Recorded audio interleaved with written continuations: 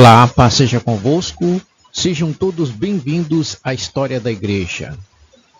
E hoje vamos refletir sobre um dos períodos mais transformadores da história da Igreja cristã, a Reforma Protestante, capítulo 7.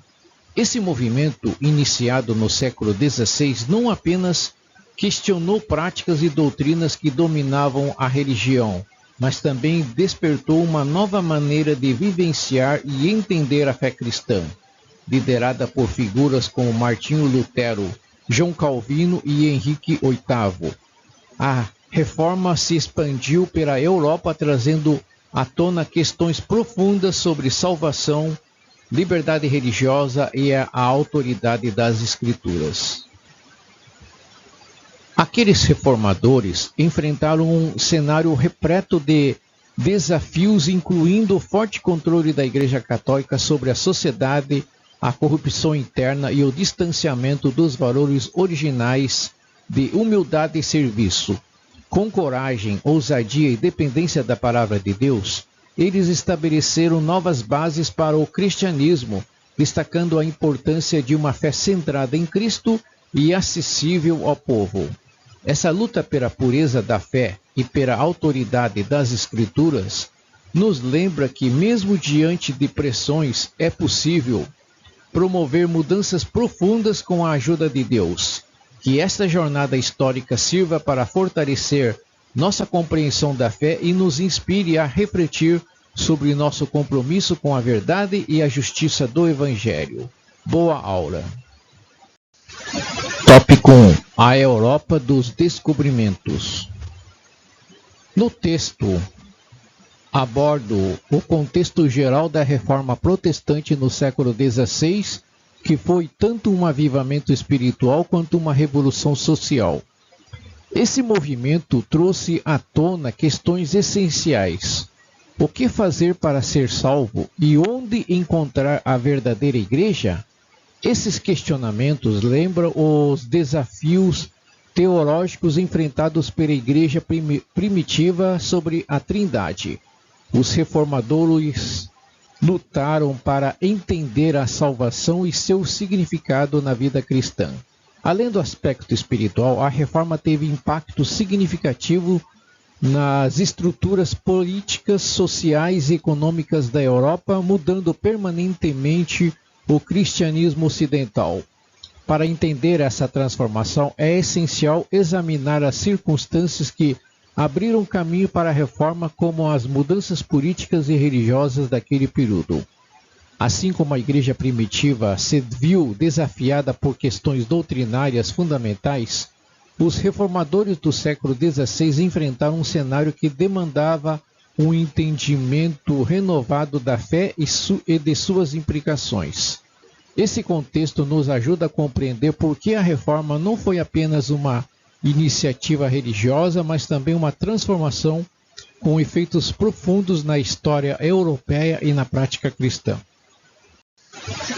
Agora vamos explorar o contexto religioso que precedeu e possibilitou o surgimento da Reforma Protestante.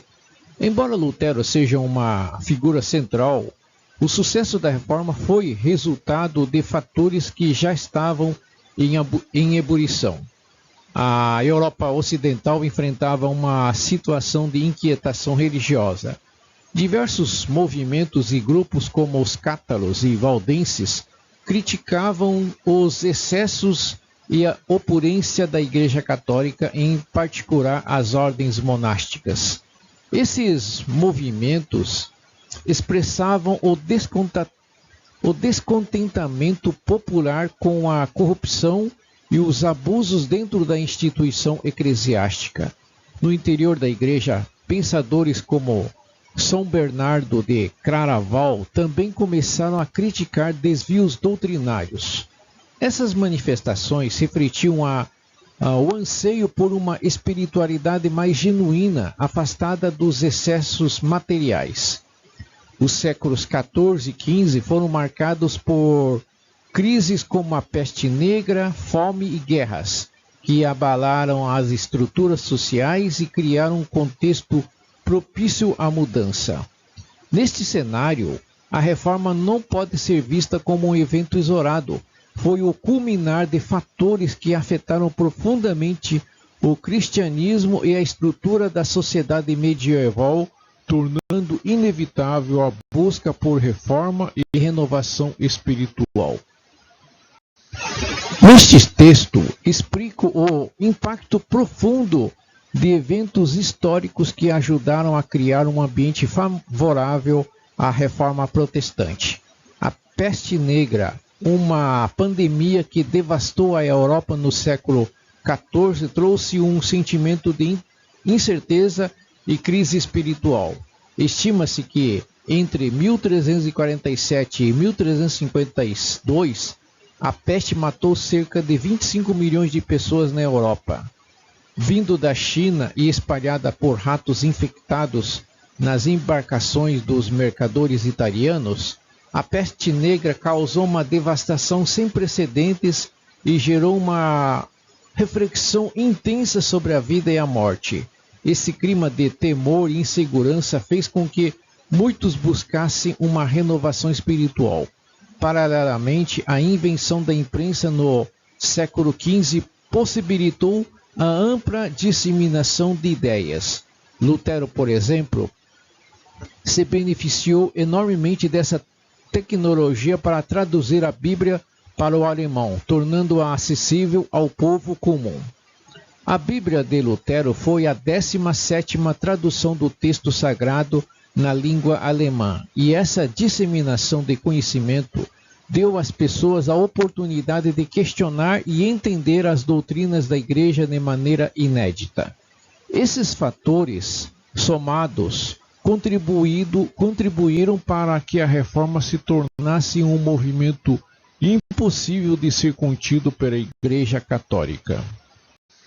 Tópico 2. Humanismo e desvirtuamento da Igreja. Agora vamos analisar a relação entre o humanismo e a contestação ao poder da Igreja Católica no século XVI. O crescimento do pensamento humanista que penetrou nas universidades europeias trouxe uma visão de mundo menos teocêntrica e mais racionalista. Este movimento, absorvido pela Igreja através das figuras como Tomás de Aquino e seu tomismo, fundia elementos de racionalismo greco-romano com a fé cristã.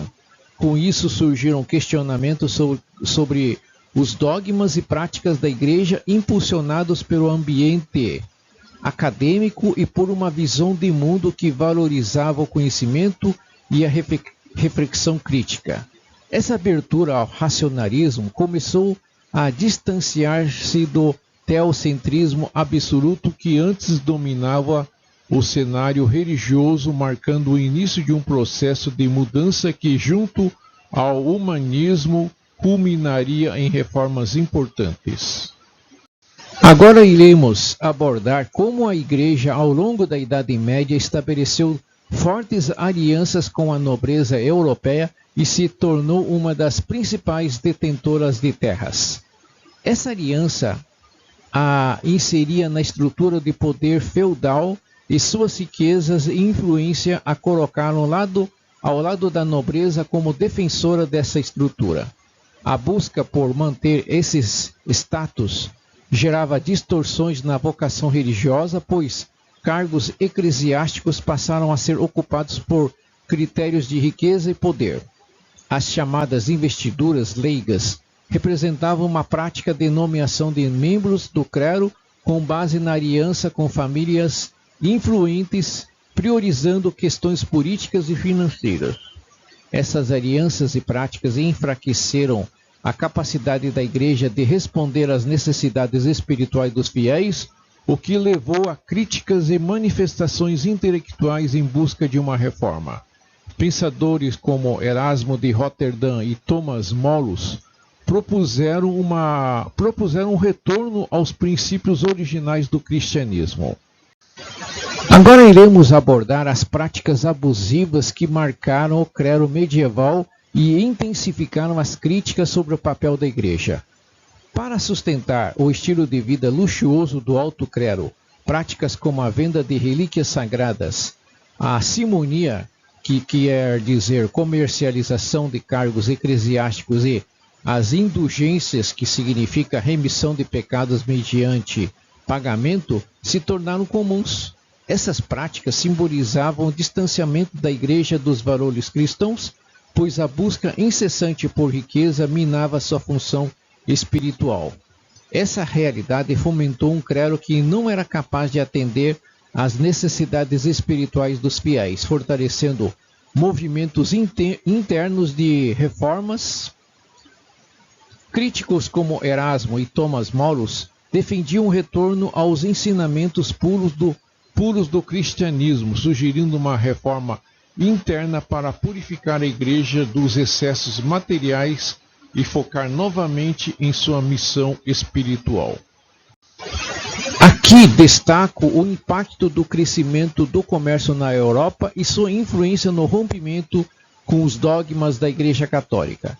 A burguesia, uma nova classe social em ascensão, enfrentava limitações impostas pelo catolicismo, como a condenação da usura e do lucro excessivo, considerada práticas imorais para a Igreja. Esse conflito de valores impedia o desenvolvimento econômico e a liberdade financeira necessárias para a expansão burguesa, levando a classe mercantil a buscar alternativas religiosas que não criminalizassem essas práticas. O surgimento de novas doutrinas religiosas representava uma forma de alinhar as atividades comerciais a valores que considerassem o comércio e o lucro dignificantes. Assim, a reforma protestante atraiu a burguesia, pois a nova abordagem religiosa era mais compatível com os princípios do capitalismo emergente, promovendo valores como o trabalho e o progresso pessoal. Tópico 3. Os reformadores. Hoje exploraremos a figura de Martinho Lutero e suas críticas à Igreja Católica, que marcaram o início da Reforma Protestante. Em um contexto de insatisfação com o clero, Lutero se destacou ao propor uma reforma profunda, criticando práticas como a venda de indulgências. Em 1517, ele publicou suas 95 teses contra as indulgências, fixadas na porta da Catedral de Wittenberg, protestando contra o uso das indulgências para sustentar o luxo do clero e denunciando dogmas que ele considerava equivocados. Lutero afirmava que a salvação dependia unicamente da fé e não de obras, o que confrontava diretamente a doutrina católica e, aos olhos da Igreja, era uma heresia. Com o apoio de nobres e príncipes alemães, Lutero resistiu ao poder eclesiástico, recusando-se a retratar-se, mesmo após ser excomungado pelo Papa em 1520 e enfrentar a Dieta de Worms, presidido pelo imperador Carlos V. Lutero representa um divisor de águas na história da Igreja, lançando as bases para mudanças fundamentais no cristianismo. Após a excomunhão de Lutero e a pressão da Igreja e do imperador Carlos V, os príncipes alemães apoiaram e protegeram Lutero, oferecendo refúgio em um castelo na Saxônia. Durante esse período de isolamento, Lutero empreendeu a importante tarefa de traduzir a Bíblia para o alemão. Essa tradução foi uma inovação significativa e democratizou o acesso às Escrituras, pois antes apenas membros do clero e estudiosos fluentes em latim tinham o direito de ler e interpretar a Bíblia. Agora, pela primeira vez, o povo comum poderia ler as palavras da Bíblia diretamente em sua linguagem materna, o que enfraqueceu o controle exclusivo da Igreja sobre a interpretação dos textos sagrados e aproximou os ensinamentos cristãos do cotidiano das pessoas. A tradução também reforçou a identidade nacional alemã, já que a linguagem unificada tornou-se uma ferramenta de coesão cultural. Esse foi um momento decisivo para o movimento protestante e a formação de igrejas independentes, permitindo que a mensagem de Lutero ressoasse por toda a Alemanha. As críticas de Lutero à Igreja Católica foram além das questões religiosas e influenciaram diversas camadas da sociedade alemã. Inspirados por suas denúncias contra a Igreja, camponeses alemães liderados por Thomas Müntzer viram uma oportunidade para reivindicar melhores condições e lutar contra as injustiças sociais que enfrentavam. Eles interpretaram a mensagem de Lutero como um incentivo para questionar as desigualdades e romper com o sistema opressor. No entanto, Lutero, que dependia do apoio dos nobres e príncipes alemães, viu essas revoltas camponesas como uma ameaça à ordem social e, consequentemente, ao sucesso de seu movimento reformista. Ele se posicionou contra as revoltas de maneira violenta, incentivando os príncipes a reprimir as insurreições com firmeza.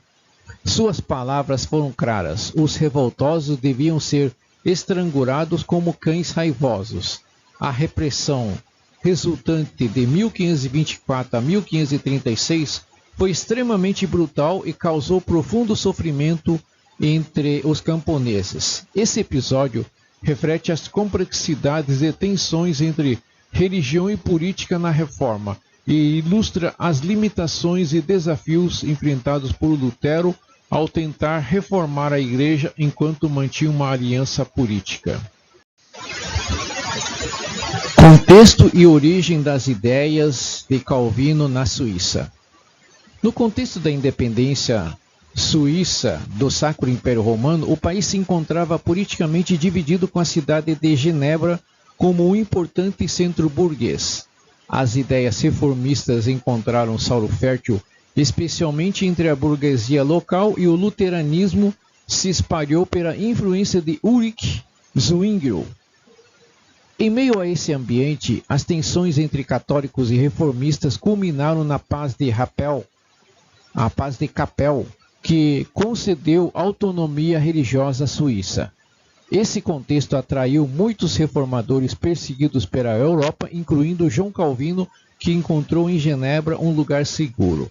Sua obra Instituição da Religião Cristã trouxe críticas diretas aos dogmas católicos e fortaleceu uma ruptura ainda mais profunda com as práticas da Igreja. Esse movimento não se restringia apenas ao campo religioso, mas também refletia nas estruturas políticas e sociais de Genebra. Assim, a Suíça, um país marcado por divisões regionais e religiosas, tornou-se um palco essencial na reforma protestante, principalmente através das ideias e da liderança de Calvino, que moldariam o cristianismo na Europa e além. João Calvino não apenas trouxe uma nova visão de reforma, mas consolidou princípios que moldariam o protestantismo europeu.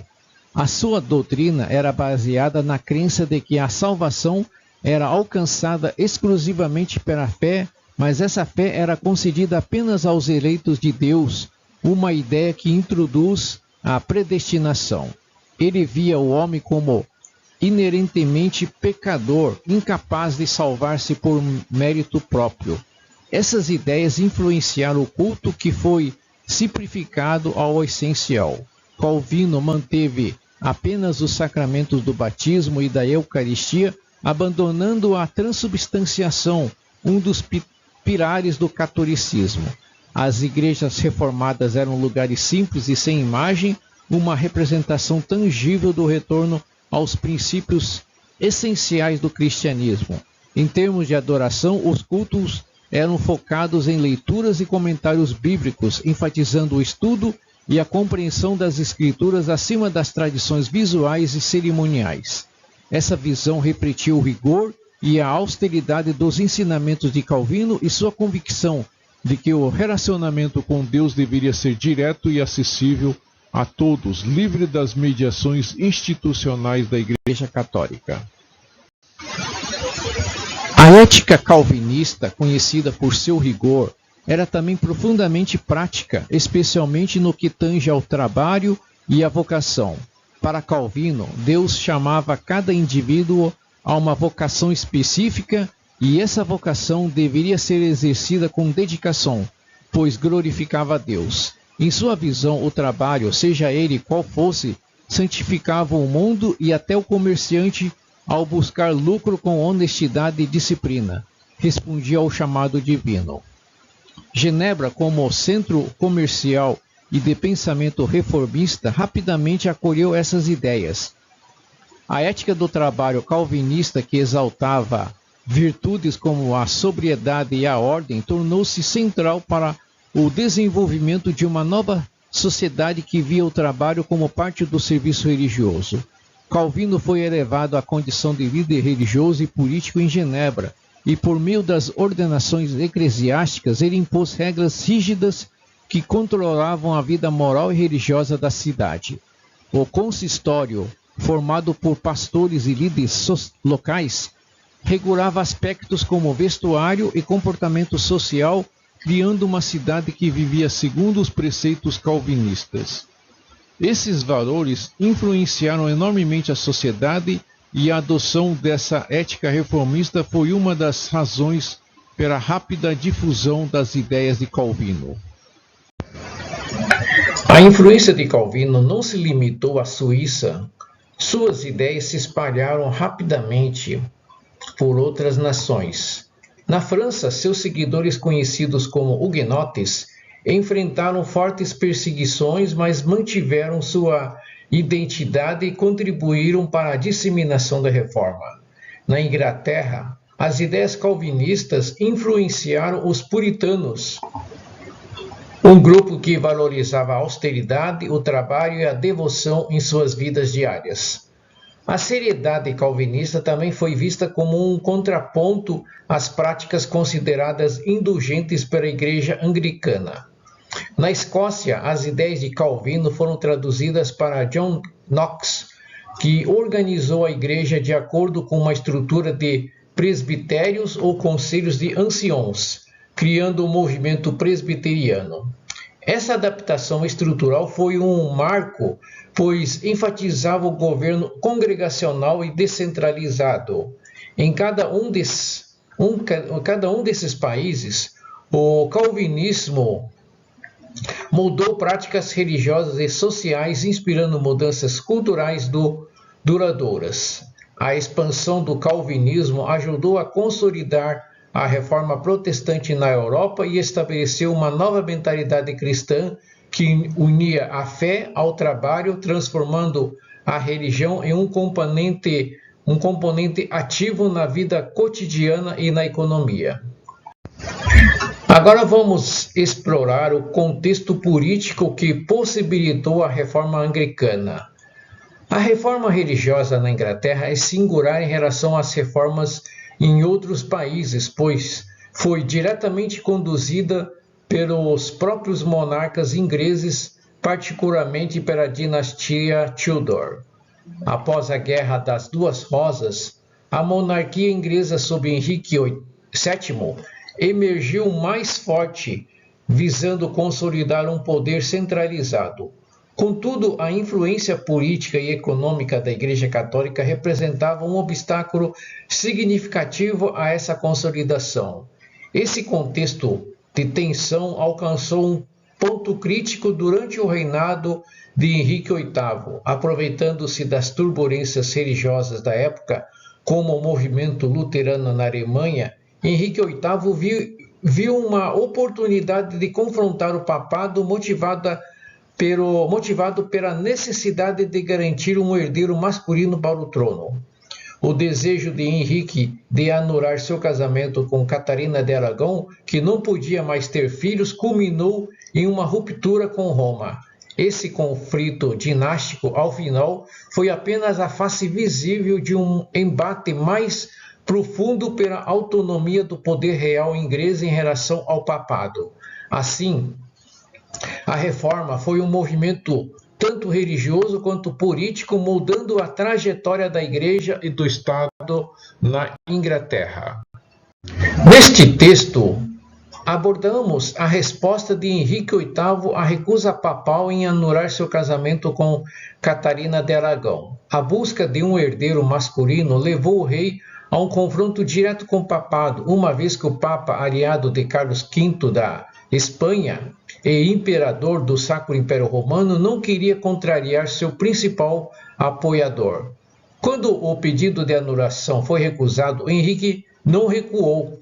Ele tomou a drástica decisão de anular seu casamento por conta própria e desposar Ana Bolena, o que resultou em sua excomunhão pelo Papa. Em resposta, Henrique promulgou o Ato de Suprema em 1534, estabelecendo a Igreja Anglicana e declarou-se seu chefe.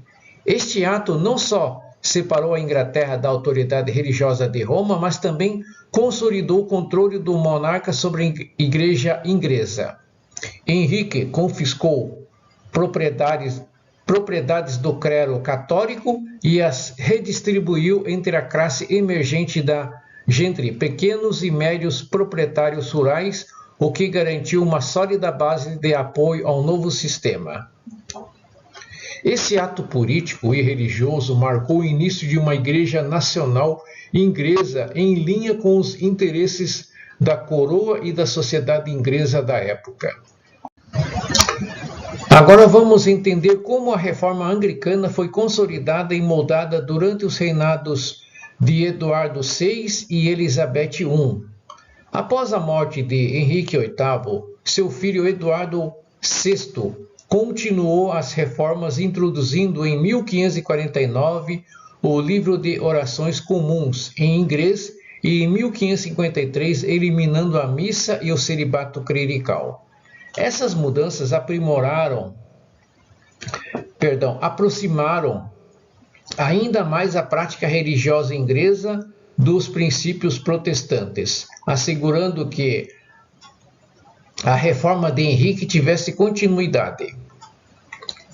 Quando Elizabeth I assumiu o trono em 1558, ela buscou estabilizar a Inglaterra em um cenário religioso dividido. Em 1563, com a promulgação da Lei dos 39 artigos, Elizabeth deu um passo final para consolidar a identidade da Igreja Anglicana. A reforma adotou o calvinismo como base doutrinária, mas preservou aspectos de forma católica, mantendo a hierarquia episcopal e parte da liturgia, criando um equilíbrio entre a tradição e a reforma.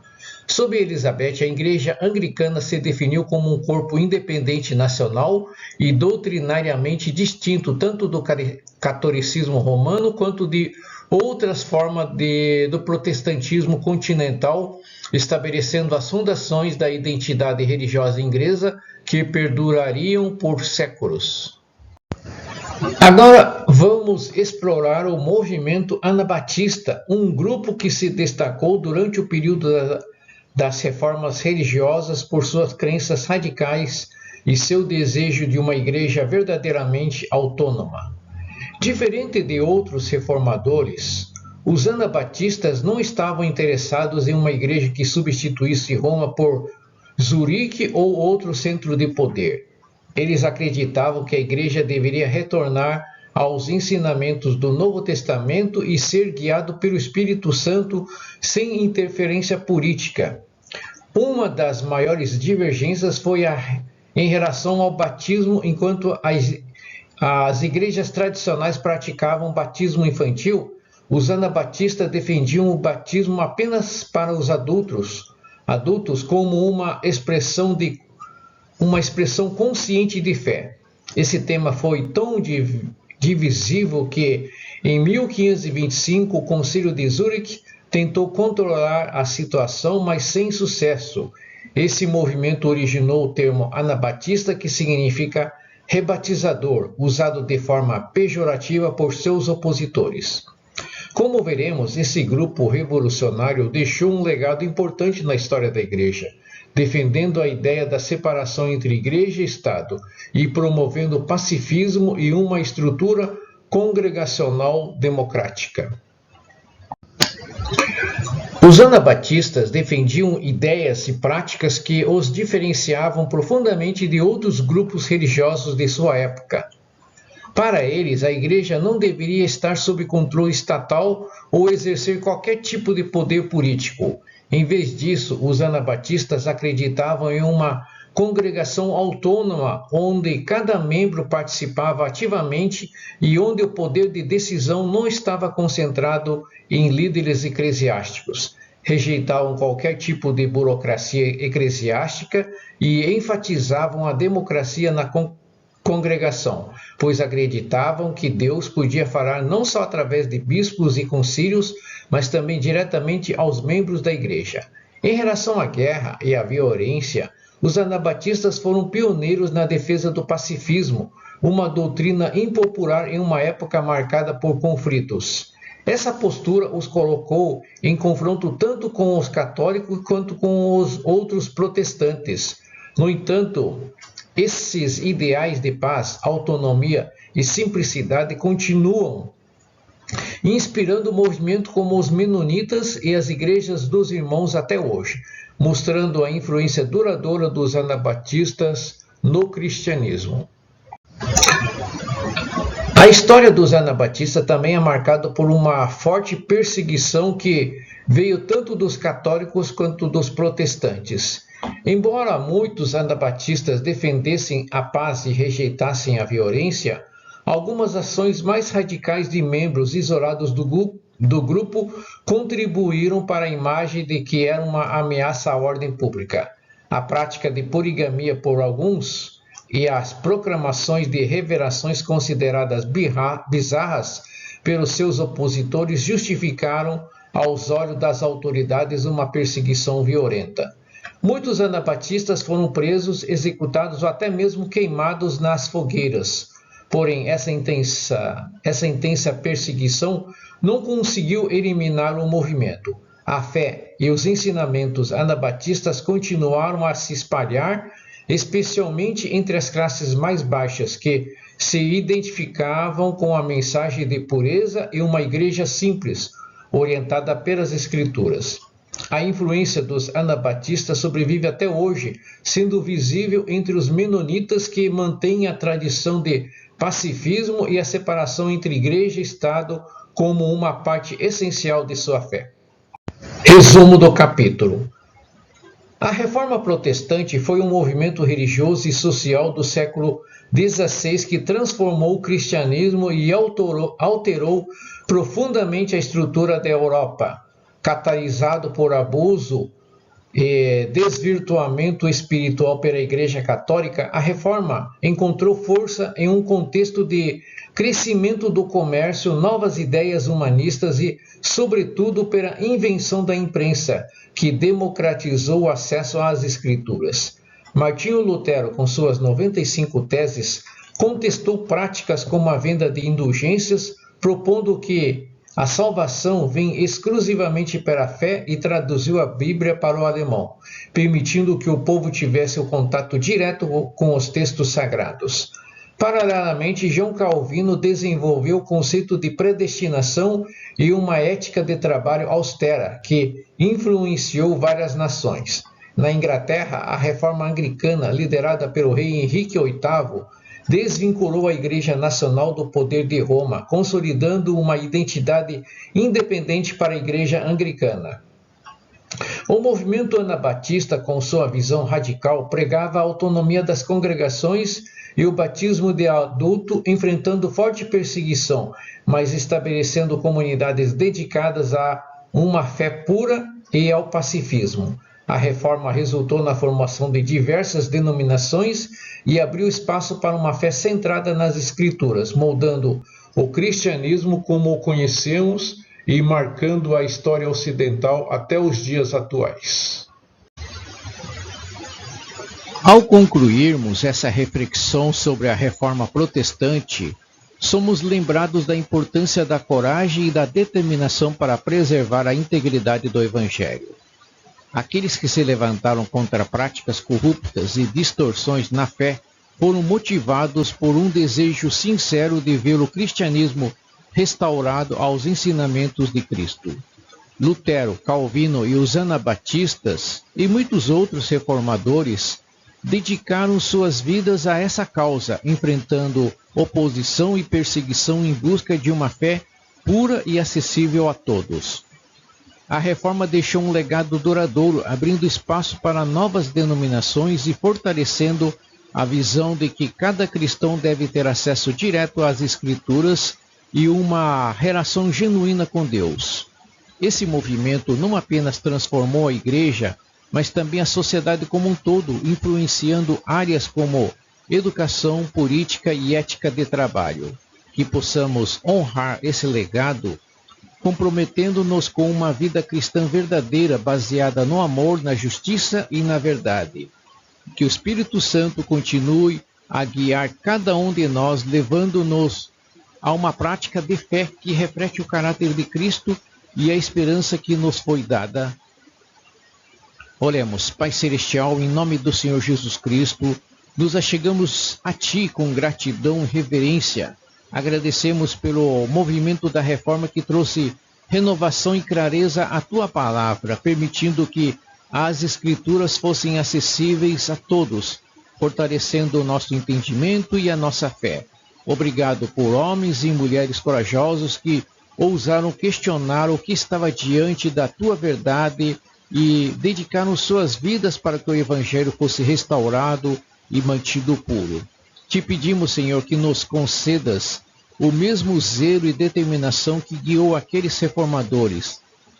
Ajuda-nos a buscar a Tua face com sinceridade e a viver uma vida que reflete a Tua santidade e justiça. Que o Teu Espírito Santo nos ilumine e fortaleça para resistirmos a tudo o que se opõe ao Teu reino.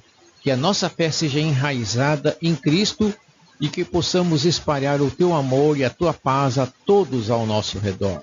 Senhor, pedimos que continues a derramar Tua sabedoria sobre a Tua igreja, sustenta-nos e capacita-nos a viver conforme o exemplo de Cristo, para que em tudo o Teu nome seja glorificado. Em nome de Jesus Cristo, amém.